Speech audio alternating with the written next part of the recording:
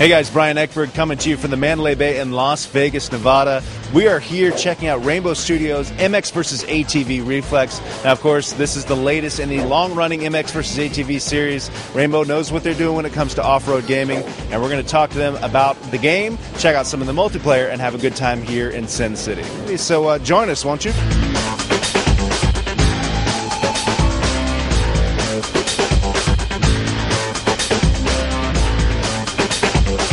Hey guys, I'm standing here with Elliot Olson, lead technical designer with Rainbow. We're talking about MX vs. ATV Reflex, of course. Elliot, the game has come a long way since we saw it right before E3. Tonight you're showing off multiplayer, but before we talk about that, let's talk about, for those who've never seen Reflex before, what's this game all about? This is pretty much a brand new game from the ground up. We have a brand new physics engine, we have the visual qualities through the roof, and also, you know, our control scheme, the Reflex, separating the rider control from the vehicle, steering with the left, with the right, the wreck avoidance system, the stunts and the tricks. So a whole bunch of new stuff happening. The Reflex control system, now that it's in there, it seems like it needed to be in there forever, but it's there and it feels really natural. Can you talk about the evolution of that control scheme? Yeah, so a lot of us actually ride and race at the studio, and you use your body to really do a lot of what you're doing when you're riding. And no game's never really had that before, and so it was kind of a scary thing to think about, but we kind of bit the bullet with it. And yeah, and like now that it's online, it just makes sense that it's there. It's like, why wasn't it there before, for sure?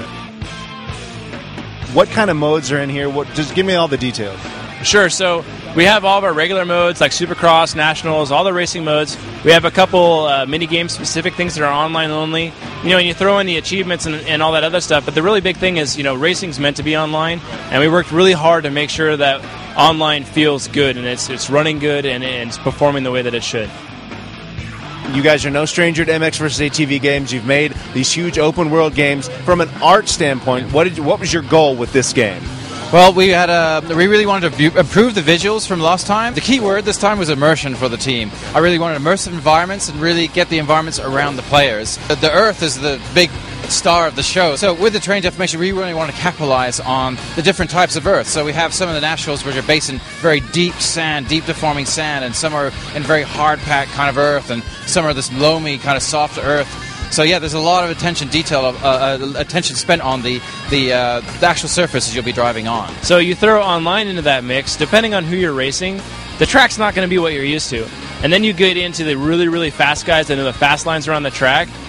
Yeah, it's pretty much going to be mayhem because lines are going to open up, some lines are going to go away. You know, you're not always going to be able to be in the fast line, and it's going to get rough and bumpy and the whole 9 yards. So it's really going to be this awesome dynamic online. It's going to change lap to lap, so you're going to have to adjust your strategy, right? Yeah, from lap to lap, you're always changing. You know, your jumps are going away, they're coming up. The tracks themselves as well, they keep in the level as long as you stay in the level. It's not like a thing that runs out of time or you know, it stays in the level for as long as you're in the level. You can mess around, go to the other side of the world and come back and you'll see exactly where you've been. So throw online into that. And a big thing with motocross and off-road is people go and find their own jumps and their own trails and different things. Well, you're going to be able to see where people went and take it over and over again. You're going to be able to cut your own trail into freeride. The polygon system, you can only visually show where you've been, your tracks that you leave in the dirt. This time, we're actually deforming 3D mesh to give you that resolution. So someone buys MX vs. ATV Reflex on day one. What's the first thing they need to do, in your opinion? The first thing they need to do is actually really jump in the tutorials. The control scheme is not something that somebody's done before. Once you lick that, it's very intuitive, it's very natural. It is really intuitive, but just jump in the tutorials so we can show you exactly how to do it to get you off to a head start. We're telling people it's probably about 2 to 5 minutes to get used to it. And then from there, I'd probably say go into freeride and just tear off across the world so you can really kind of feel what it's like to be on a bike or an ATV. All right, Elliot, thank you so much. Last question, of course, is when's this game coming out and what platform?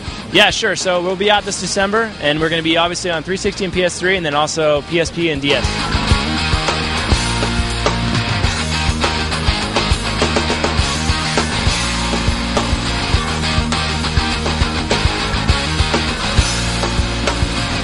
So there you go. There's the story here from Las Vegas on MX vs. ATV Reflex. Had a good time checking out the game, playing some multiplayer, and talking to the guys from Rainbow. That was a lot of fun. Now, before I let you go, I want to let you know that right over here to my right is the naked pool at Mandalay Bay. Supposedly naked people are down there.